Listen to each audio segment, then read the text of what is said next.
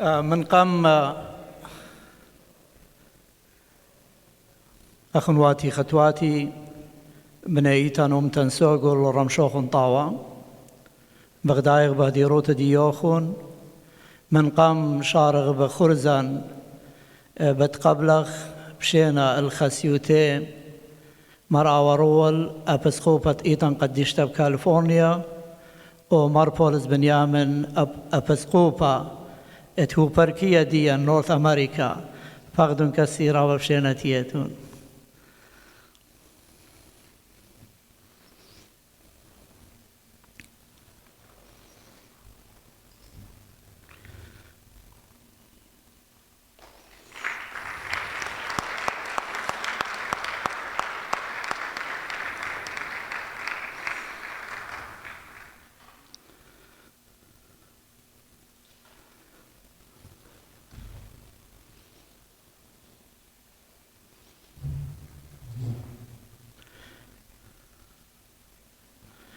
خسيوتي مقلسة كان بنونة وبناتة إيطان وتأمتان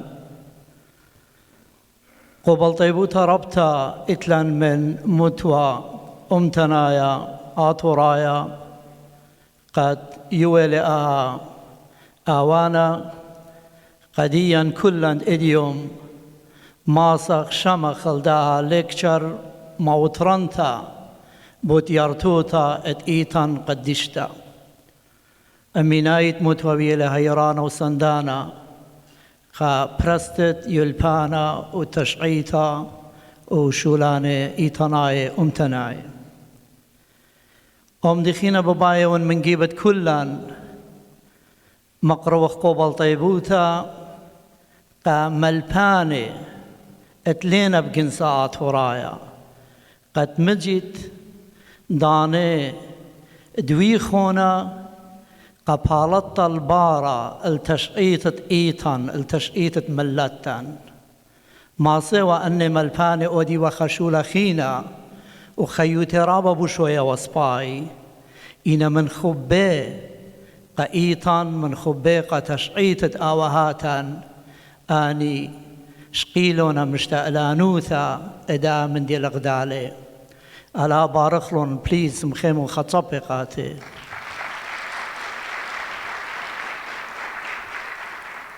إنا لا اقتدارخ ليقرى ديان الأغدال دني أخنواتا وخطواتا سكالرز يام الباني معرواي أخنا زي الفخ من هاويلان خدش خبا اتيارتوتت آوهاتا إن لخم صايت قارخ إن لخم صايت شقلخ سهادويات الله يبديه إن أتليست إيمان إلى خدم لكشريان مقبتها هاتخا قومي لآزخ شاركخ ويوخلو جرأة قد فلخي قديا ومن دخينا قد بين أدية I would take this time to welcome Dr. Mark Dickonis, who has been here along with others for 2 days in Chicago.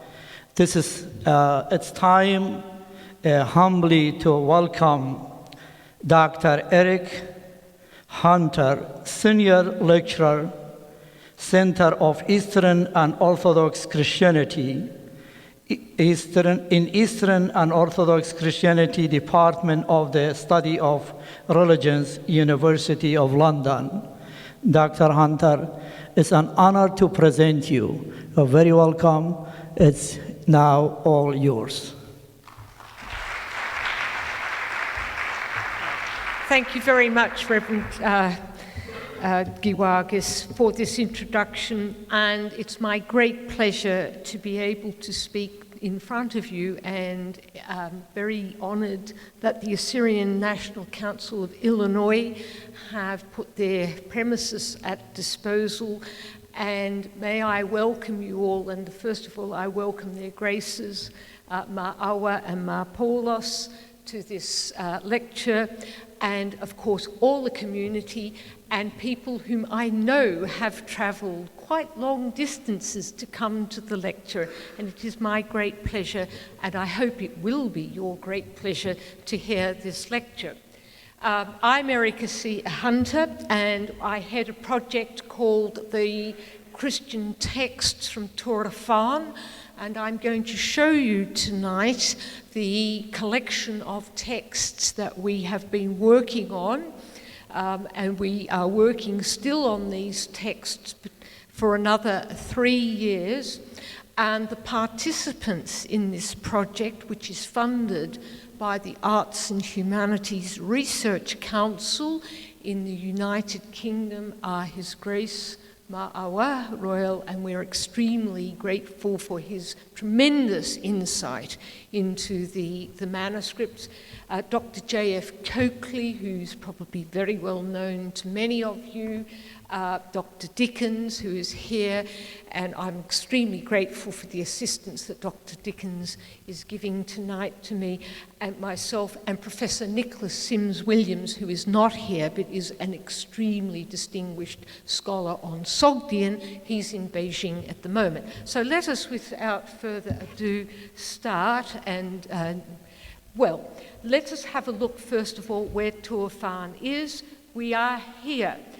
And in the opening decades of the 20th century, the great European powers were busy collecting in Central Asia and in the Middle East and India various items, artifacts, manuscripts.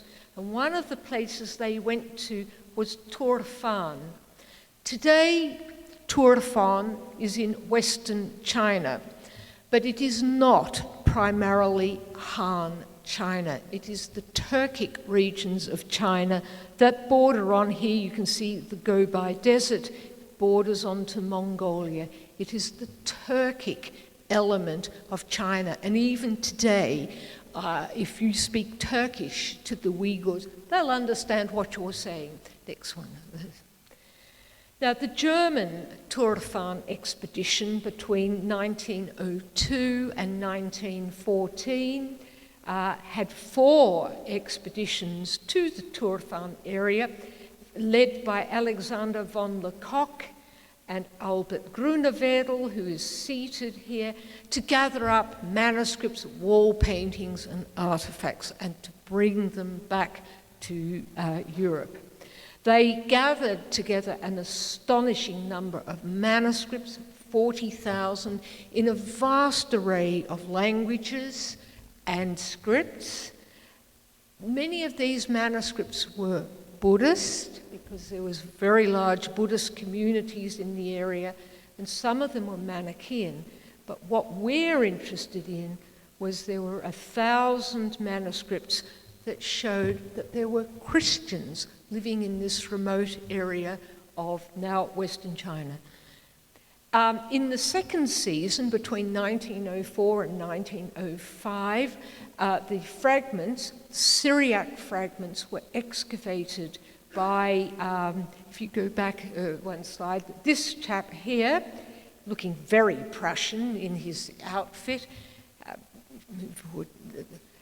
he excavated a monastery site which we know of today, and I'll show you some photos, north of Tuataphan, and they found 1,000 plus fragments, Christian fragments, of which about half were Syriac, pure Syriac. The rest in Sogdian, which is an Iranian language, Uyghur, which is a Turkic language, and Persian, were in their own languages, but written in the Syriac script. So Syriac script was very important, but approximately half of the fragments, which is what Dr. Dickens and myself and His Grace are interested in, were written in Syriac and are the Syriac language. Now, we don't know much, even though we know the site. The Chinese have taken me to the site. The army practiced there, so you can't always get there straight away because you might have a stray bullet in your direction. But von Lecoq wrote in a book that he wrote up about his discoveries, he only says that the manuscripts came from ruined walls, and he just says numerous liturgical and other manuscripts of the Nestorians in Syriac speech and script were found. he doesn't tell us much more, but then people in those times didn't actually take much notice of the spot from which they got the fragments. Now, other fragments, Turfan was the major site, but it wasn't the only site that Syriac fragments were found in the region. The Toyok Valley, which is still rather lovely today, that's the mosque, the courtyard of the mosque, which is rather lovely courtyard, and von Lecoq lived in this house. Other fragments were found, or Syriac fragments were found in other sites at the Turfan oasis, as well as the very major Buddhist site of Dunhuang, which is much further east in China. Now, at Toyok, which we've just seen, and Dunhuang, it's interesting, these Christian fragments were largely found amongst Buddhist material for some reason, and we don't know why, but the Buddhist monks seem to have collected literature from other religions. Perhaps they were just interested. Anyway, we have found small amounts of Christian material amongst large Buddhist archives. At Turfan, and it's very important to emphasize that at Turfan and Dunhuang and Kotcho, which was the capital of the ancient kingdom in Turfan, they were cities that were multi-religious. They had various religions living in the cities. Now, the fragments, and you have to press the fragments that von Lecoq found were taken to 3 repositories in Berlin. Never mind if you can't. These 3 museums in Berlin is where the Christian manuscripts are found today. Most of the Syriac manuscripts are in the State Library of Berlin, within walking distance of where the former Berlin Wall was. Jägerstrasse, which is the headquarters of the Berlin Brandenburg Academy of Science and Learning. Some of them are there, and some of them are in the Museum for Asiatic Art in West Berlin. And the reason that these manuscripts were split was, of course, to do with the division of Berlin after the Second World War. Here we have, they have some Christian Sogdian. The Staatsbibliothek has most of the Syriac fragments, and Dr. Dickens and I spent many, many weeks, months working in the Staatsbibliothek. We'll come back to this very, very important Hudra that is in West Germany. So the fragments were taken at the turn of the 20th century from Turfan, packed into boxes and put onto, of course they transported them by donkey and overland. Tremendous routes were travelled to Berlin. Now, we have these Syriac fragments, and we call them fragments because, unfortunately, we don't have any books. There are only small fragments, as you will see. Some of them are the size of this, and some of them are the size of a double-page A4 piece or letter paper. You don't have A4. There are no complete books, but we do have very important folios, 61 folios, which is probably the oldest extant Hudra, and we're having a special study on this very, very important liturgical work. We don't have any beginnings, we don't have any ends, so in the short term, we can't tell you when they were written or where they were written. We don't know. However, that's the job of our project, to try and work out when and where they were written. Now, what is important and why they are absolutely precious is because they are a collection of working documents from a Church of the East monastery The road from Baghdad to the Tang imperial capital at Xi'an is a long road, but it was dotted by monasteries, like pearls on a necklace, these monasteries. And the Church of the East was officially introduced into China at the invitation of the emperor, because you could not enter China without official permission. A new religion couldn't come in 635. And we know this from this very famous stele that was found at Xi'an, which is the old capital of China. Beijing is only a capital about in the 16th century up till the 13th, 14th century. The capital was at Xi'an. Next one now, Mark.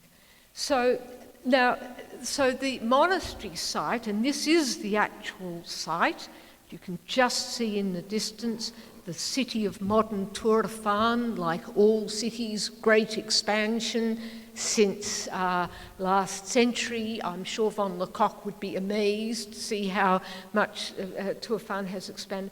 This is the monastery site. The Chinese know the site, and they took me there. And here you can see the monastery was built of mud brick. And I'm standing there with my Russian colleague, Alexei Murev. I'm a scale. You can see how tall I am. You can see how tall the walls are. Mud brick. We do not know when the monastery was established. We don't know when it ended, but we think it ended in the early 14th century with the destruction that came through the area. We don't know what percentage of the population at Turfan were Christian, but we do know that this was a monastery site of the Church of the East. Now, I would love the Chinese to excavate. Archaeological excavation may provide more answers. It might provide more problems too. But anyway, we do know the site. So, the fragments are really, really important because we know the Church of the East had dioceses right through Central Asia, Merv, Samarkand, into Afghanistan, Herat. Balkh was a very important centre of the Church of the East as well.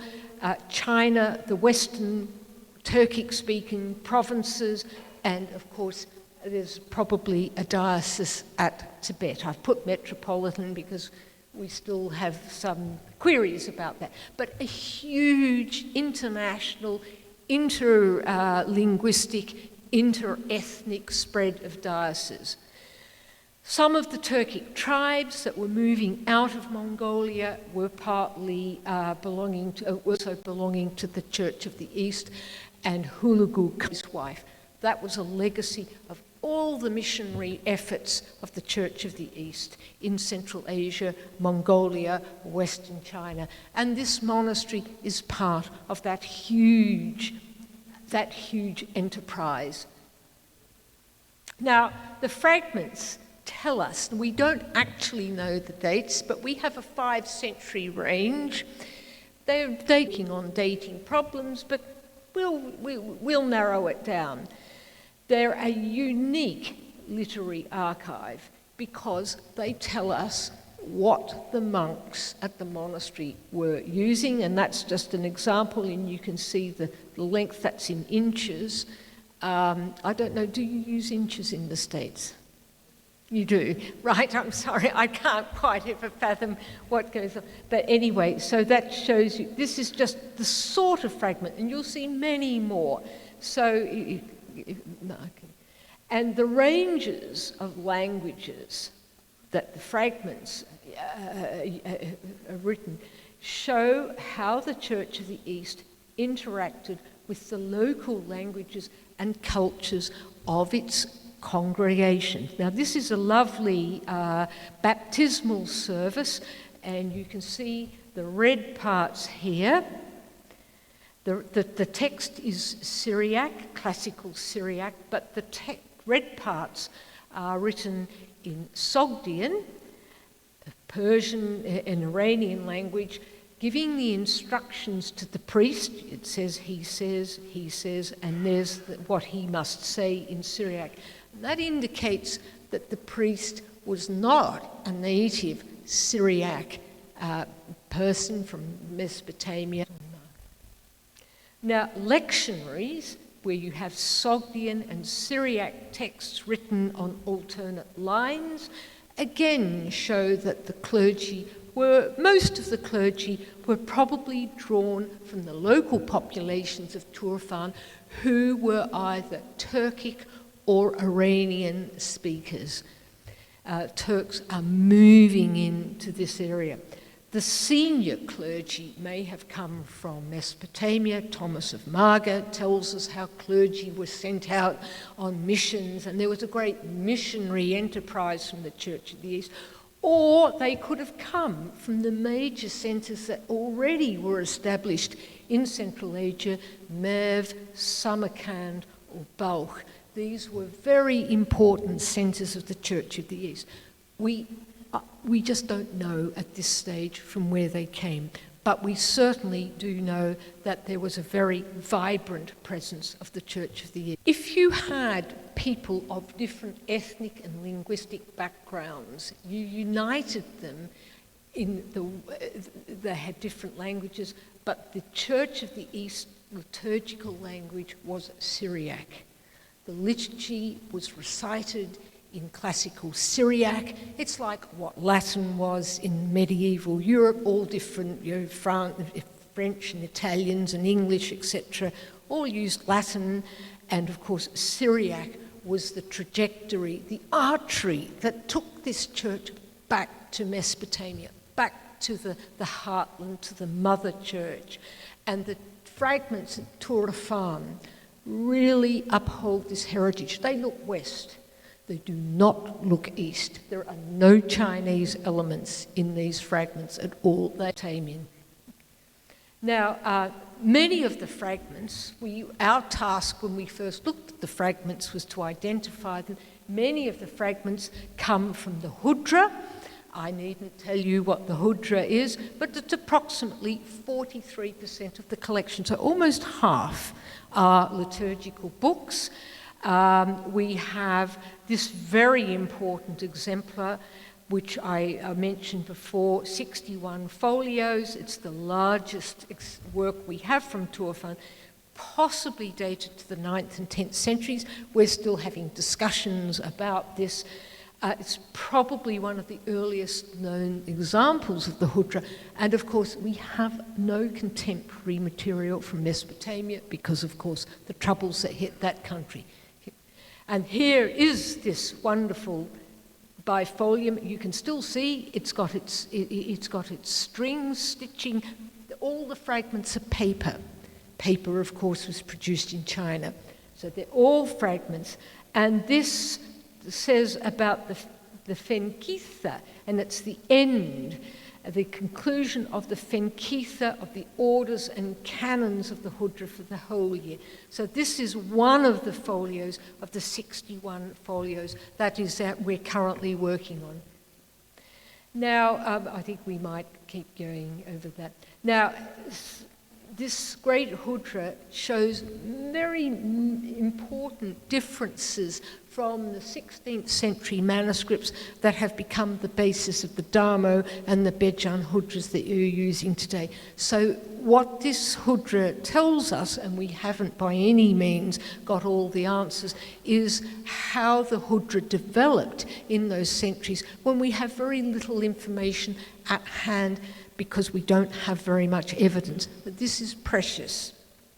Its contents include the office for martyrs and saints, Mar Bashabba, Mar Shir, Mar Zavandocht, who were connected with the advent of Christianity at Merv, Central Asia. You have the commemoration of what I call mega martyrs, Mar Sergius and Mar Bacchus, who were Roman soldiers, very famous. They were martyred in the 4th century, and their shrine is at Sergiopolis, Rasafe, on the Euphrates in Syria. Famous 4th century. Their history passed down services for for the clergy, etc. And here again, now, this is another hudra. I've actually published this. This is 3 folios, and that talks about, here we have the word magushe, or the magi, and it talks. Now, the hudras are a collection. You would expect that in a monastery. The Psalter and the lectionary, and that is Dr. Dickens' special task. He's worked extensively on the Psalter. They're about 25%. So the underlying text of the Psalter seems to be the Peshitta, but there are variants. It's not exactly the same, but there are variants. We have 15, or more than 15 probably by now, Syriac Psalters identified. Unfortunately, we don't have any complete Psalters. The Psalter was very popular, and it was translated into other languages. We have a Sogdian, we also have Syriac Sogdian lectionaries, and the Psalter was translated into various languages, but written in Syriac. So it wasn't Syriac version written in Syriac. This fragment here, and Dr. Dickens did some major deciphering work on this, is Syriac, but not written in Syriac script. It is written in the Uyghur script of the Turks, and it is part of a Psalter and a few other pieces, and it tells us that the monks recited the Syriac but couldn't read the Syriac script, so it was written in their own language, but it was Syriac. That's a very, very precious. We have 8, is it 8 or 10 folios, Mark? 9, okay. 9 folios, and that's quite unique. And Dr. Dickens and our colleague Peter Ziemer in Berlin deciphered this, a very important breakthrough. So most of the Syriac material, about 2/3 to 3/4, come from liturgical, hudra, taxa, Beit Gaza. We also have biblical material, psalters and lectionaries. The Psalter, of course, was the first book that young monks would learn. We call them paraliturgical or supporting texts, and these are calendrical fragments. I think we have 5 or 6, possibly a few more texts. And here's an example. And these were, again, tiny fragments, perhaps a little bit bigger than this. And again, Dr. Dickens and various colleagues worked to fathom what this sort of odd arrangement in boxes of texts were. And this is a translation of the text. It says 3 in latter Teshri, 1 in former Kanun, and it is primarily used to calculate the dates in the liturgical calendar, Lent, which of course depends on the date of Easter. And I understand from His Grace that you still use such texts in the church today. The numbers in this table give the 7 possible dates for the beginning of the hallowing of the church, the Kudash Etha, and the Subara or Annunciation. So the first and last seasons in the Syriac liturgical year. So the monks would have used these texts to calculate and know when the dates of various festivals would fall. Now, of course, stories of the saints were always interesting reading. Monks would read them, and we have many stories of saints, but not in Syriac. They're written in Sogdian. We think that is because most of the monks were Sogdian ethnically, and they read these texts in their own language. We only have about 2 or 3, and the most a very popular saint, we've mentioned him already, is Mar Bar Shaba at Marv. And what is interesting in this story is we see, and I'm just unscrewing this because the pointer's battery seems to be a little bit, let's just refresh it. It talks about the conversion of the Sassanid, the sister of the Sassanid king, the Sassanid queen, because of course in Zoroastrianism you had marriage between brother and sister, so the Sassanid queen was the sister of the king and 3 of her ladies of waiting. It goes into quite quite a lot of detail about the conversion, and it shows the tension that existed between Zoroastrianism and Christianity in the Sassanid period. But anyway, she was exiled by her husband, who could have executed her, so perhaps he was a bit lenient. He sent her off to the wilderness in the border of Central Asia. Bar Shaba came with her, and he founded the diocese at Marv, which became a member of the Church of the East. We have the next one. This is very popular, dated by one of our scholars who many years ago worked on it to the 9th and 10th centuries. It was a very, very popular legend, and so popular that it was the only life that was translated into Syriac. You find a version in Sogdian and you find a version in Uyghur. So it was definitely popular reading. Now, the Syriac text is very unusual because it differs, and rather than being a life story about St. George, the story talks about his debate with a pagan magician called Athanasius, and the whole purpose of the double folio, if we have the next one, is to demonstrate and I'm just trying to think, I did locate it before, where Athanasius is.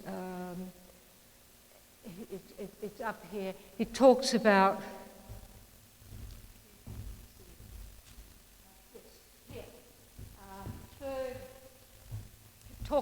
Athanasius and calls him the Harsha, the magician. Athanasius, the magician.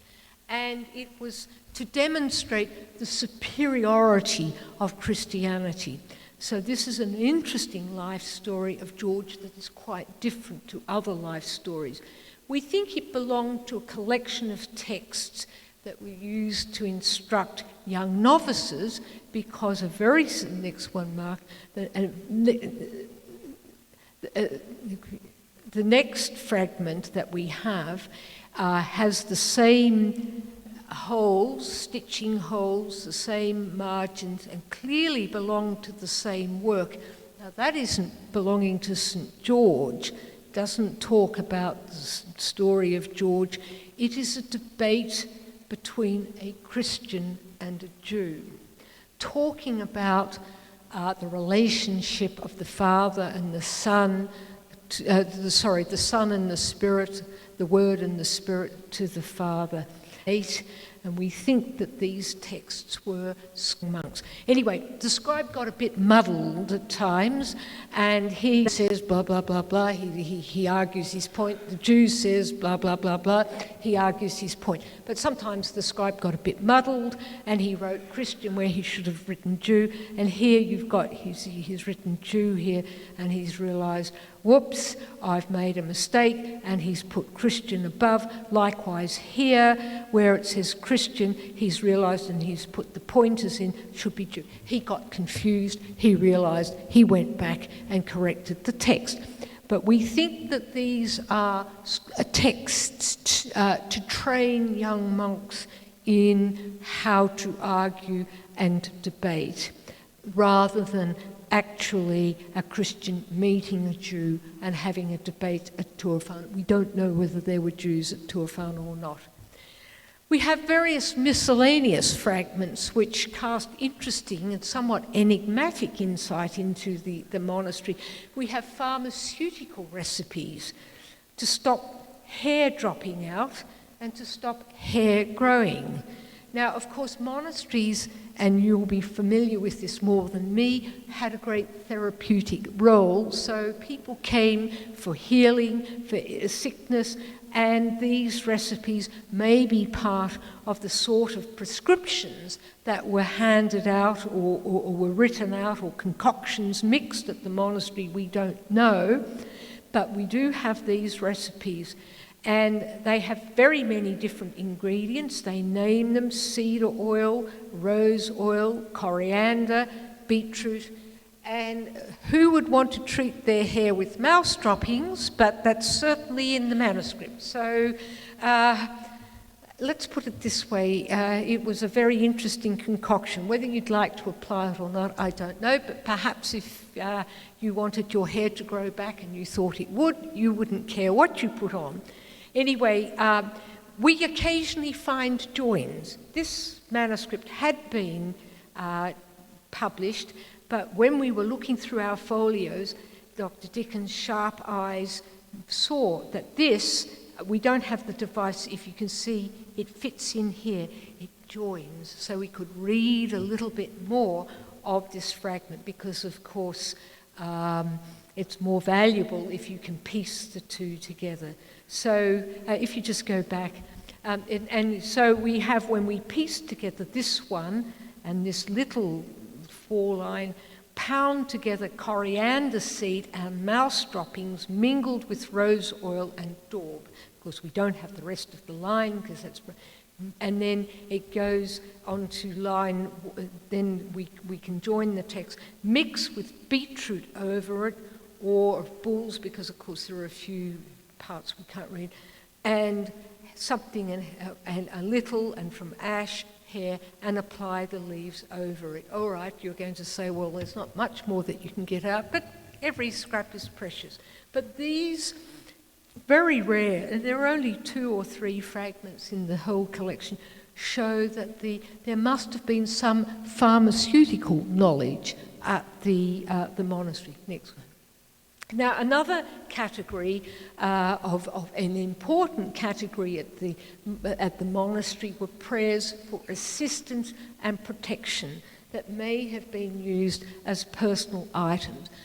You will all know requests for protection, to stave off illness, sickness, are often found in liturgical works, and here we have a nice prayer to Mar Sergius and Mar Bacchus, asking that through the power of we think the bones protects our souls by night and day. So they would ask the protection of the saints to help them in everyday situations, troubles and ailments. A very nice selection of 6, next one, Mark, is 6 folios from a booklet that are a prayer to the Virgin Mary, and she is called, and here you have it beautifully, the Mother of the Messiah. Definitely a Diophysite title. Tantalizingly, the upper half of the 6 folios have been torn in times bygone, so we've got the lower half, so we can't construct the whole prayer, but it's an important little cycle of 6 leaves, but definitely showing Mary, the Mother of the Messiah. Some prayer fragment names Mar Tamzis, the martyr, and here you have Mar Tamzis, the name, and it starts with a quotation of John 1:1-2, and after the quotation of John starts with the name of here, by the prayer, and you can just see that here, by the prayer of Mar Tamzis, and then we have the Semkat, the hay, which indicates the Sahade, the martyr, or the Sahada, the martyr. So by the prayer of Mar Tamzis, the martyr, and this is the joy of manuscripts. This was found right at the end of the collection, and I'm going to have to this is a magical device, so I'm going to have to just refresh the batteries again.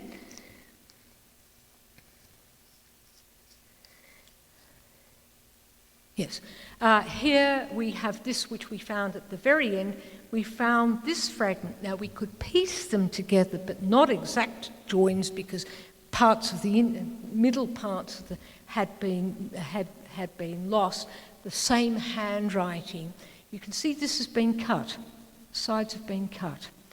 This is ragged, which is the case with most of the manuscripts, and it is a little prayer to Ma Tamzis, and I was able to piece it together from material that was still being used in the 19th century by the communities who lived in Hakkari, and we will see that. But this, I'll come to that in a minute, but this, you can see this has been cut. So a larger manuscript has been reused as an amulet, because here you can see the folds nicely, this lovely East Syrian cross drawn in freehand. We don't have many illustrations, but you can see the cross, and this is the cross, I mean, very typical East Syrian or Nestorian cross that crowns the Zion full steely. You can see it's on the lotus base. Here you can see the foliate of the lotus, and this is the East Syrian cross. And someone, we don't know who, folded this cut down larger piece. Maybe it was a piece that was already disintegrating, but he cut it down, and I assume he cut it down, folded it, and this cross, I think, was drawn when it was folded, because it's in the centre, and carried it. Ma Tamzis would protect the person wherever they were going or whatever they were doing. But it's a lovely little example, very rare example. We don't have many drawings on the fragments. Now, Ma Tamzis is a saint we don't know very much about, and one of the reasons I'm asking you is if you know anything about Ma Tamzis. This is a constant cry of mine. Please tell us. But we do know that there is it's a very rare name, but a British library manuscript which is dated to the 9th and 10th centuries and comes from northern Iraq, so it may be a contemporary manuscript to our manuscript. We think it's a corruption of Thamausius, but what is important is you do have the name in this British library on the back cover of a manuscript that is looking at the lives of Egyptian saints. You have this prayer written on the back cover. And I mentioned, Mark, if you'd like to keep going, in the 19th century, you have handbooks of amulets, and I use amulet just in a neutral fashion, not as a magical term, protection. And this is Ma Tamzis. You can see he's mounted on a horse, and he's spearing the daughter of the moon, Sahira. And it's a lovely cyclops figure with one eye, and he's spearing it through the eye. And Ma Tamzis is mentioned frequently in the folk literature of the communities in the 19th century. And between the 9th and 10th century and the 19th century, we don't have any other record of Ma Tamzis, but it does show that saints that were known in Turfan hundreds of years before. We don't know whether the name was brought out. We probably think it was brought out from northern Mesopotamia to Turfan, but here you have this tradition continuing, the same sort of amuletic text until the 19th century and probably even later. Amulets, and I won't go into this in great detail, saint who was still named in the Harashuta prayer amulets that were used in the 19th century by the communities living in the Hakkari or Kurdistan. I won't go into the text, but I've reconstructed that from other manuscripts that we have to Ma Kuprina, and you can see there is an overlap in the text. Ma Kuprina directed his mind that's in the both texts. And we have here the Harma of Ma Kuprina, who was celebrated in this world. So that is what enabled me to identify the text and then reconstruct it with other much later material. Another anathema, and we, today when we use computers, you have dots between each word. Well, this nice manuscript had dots between each word. Again, we have the anathema of the holy, and I was able to reconstruct Cuprina because of the contents. Again, we have parallels in 19th century material. So what I'm saying is that we have precedents in Turfan that appear at least 8 or 9 centuries later still in the Hakyari, showing that on the vernacular level there are also links, as well as the very robust liturgical tradition. Now, at the time, boundaries were blurred, and it's not very easy to discern how a text was used. Our categories aren't necessarily hard and fast. Here we have this wonderful fragment in the most, well, a schoolmaster would not be pleased about such a hand. You have Syriac HT 386, and it's Psalm 148, verses 1 to 3, but written in reverse order. Why? We have no idea. We don't know about the fragment. Was it a prayer? Was it an amulet? Was it a scribble with a young boy trying out his pen and trying out verses? Or a scribal exercise, a school exercise, because boys had to be taught, of course, how to write. What is interesting, and I sometimes see my students drawing doodles when I'm giving them a lecture, and here on the manuscript, around a hole that's just here, but I've covered it over, we have a face. That's not a letter. So I suspect it was some sort of scribal exercise, and the young boy got a bit bored and he drew a face that fits around the hole. It may or may not be. But anyway, it certainly was drawn around a hole, which indicates that already damaged paper was being used. It's certainly reused, recycled paper. So, to wrap up, the Turfan oasis on the edge of the Tarim Basin was one of the most important branches of the Silk Route that went all the way from Baghdad to Xi'an, the capital of the Tang Imperial, the Tang Imperial capital.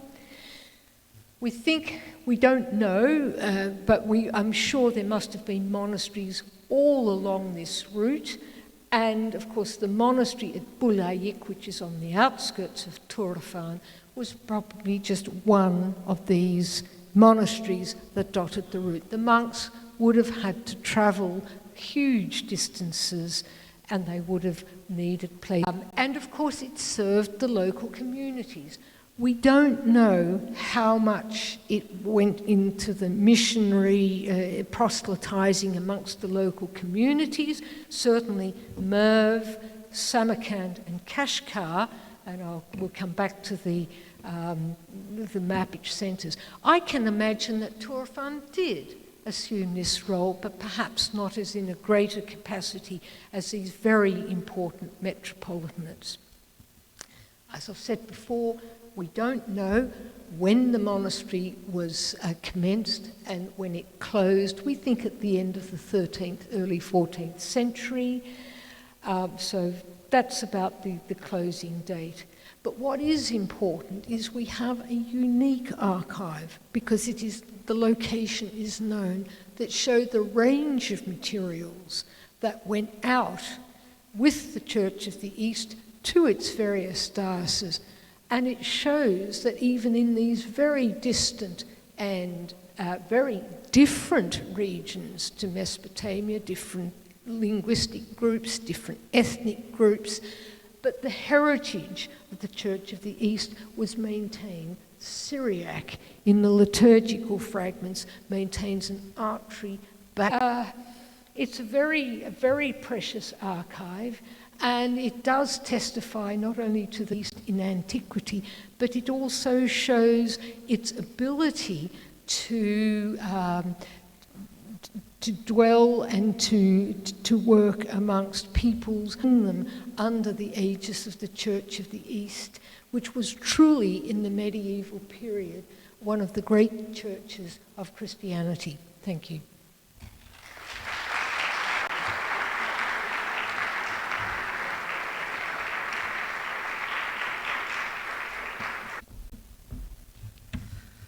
Dr. Hunter, thank you for an informative lecture. I'm proudly say we are members of بتهاوي بوقار أختي بدا subject قد شميلو خونياني ودر من قد lecture بياشي و برستا ANB TV ومتوى أمتنايا آتورايا من Assyrian around the world قد بشقالوا لي وبرسيلة الخرز الدية من باردا قابلت بشينا ينارخوتات متوى مقروبة لي الإيقارة دن تري برسوبة سو أختي أني برسوبة بياشينا تشيدة إن بس مالو بقدي هدية بتشغل غبوقارة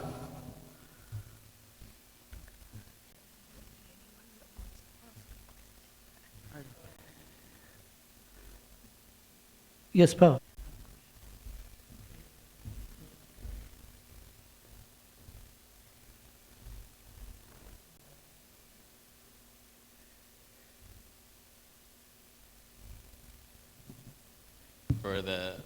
For everything, for the hard work and for the passion that you show for our history.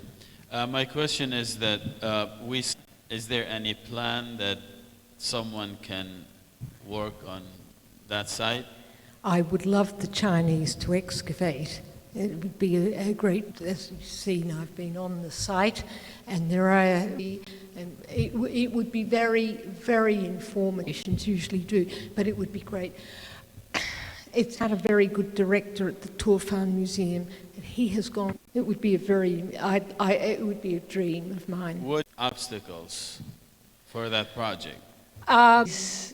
Having had European plunderers, actually a little wary about foreign teams coming in naturally with the Chinese, possibly the Japanese with whom they have. So that would be, you've got, naturally they're very sensitive to their material. But they're very interested in Christianity, but they boxes of material.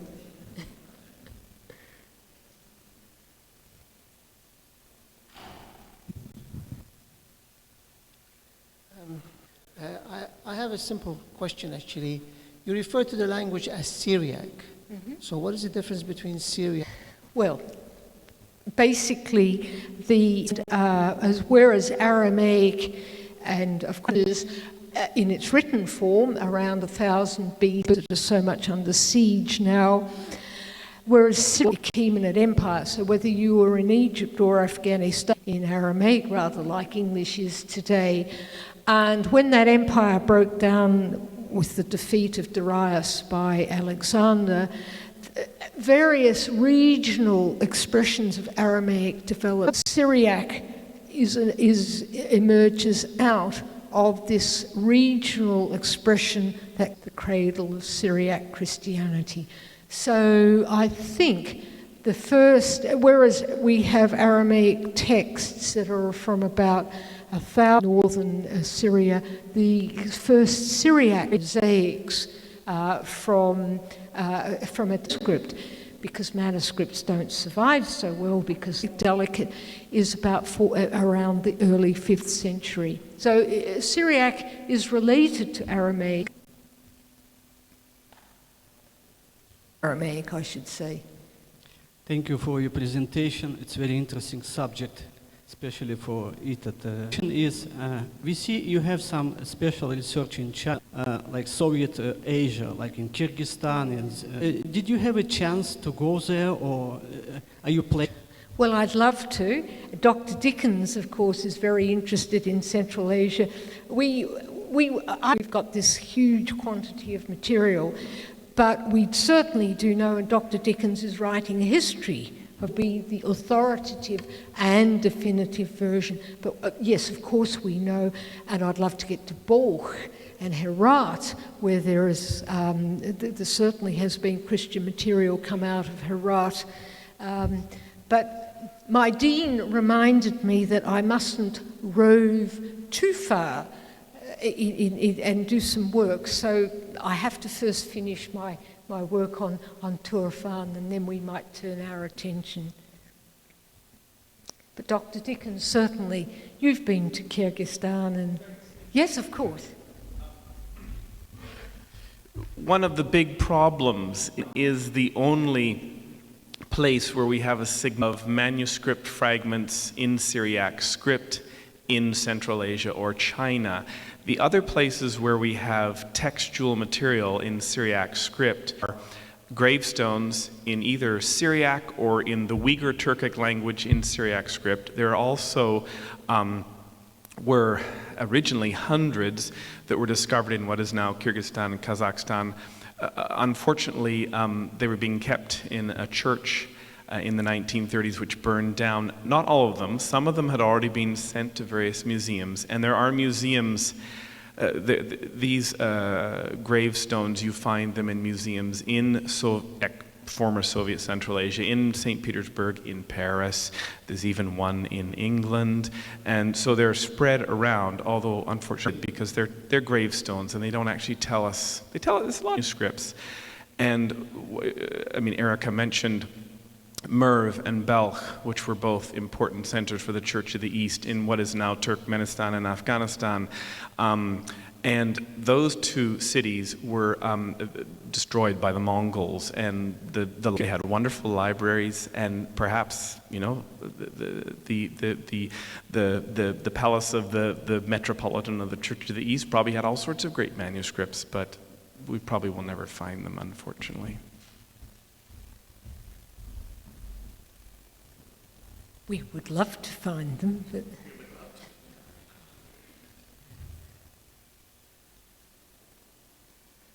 Well, that you saw in these manuscripts, what, you know, you pointed out the holes, but... yeah, we can go. We don't have covers, we don't have complete books, but we have quite a lot of evidence of binding holes.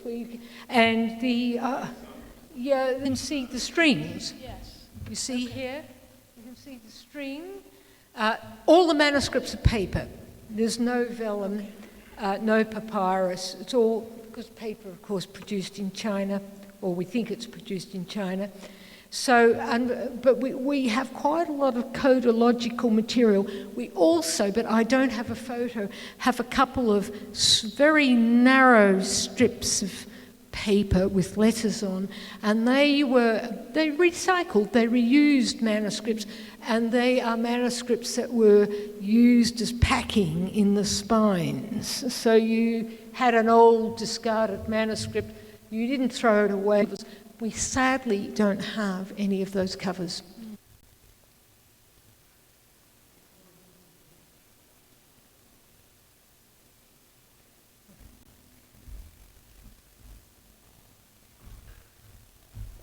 إن بريقنا بوقارب بس بت ختمخ الداج ميتايد بوقارب ياشا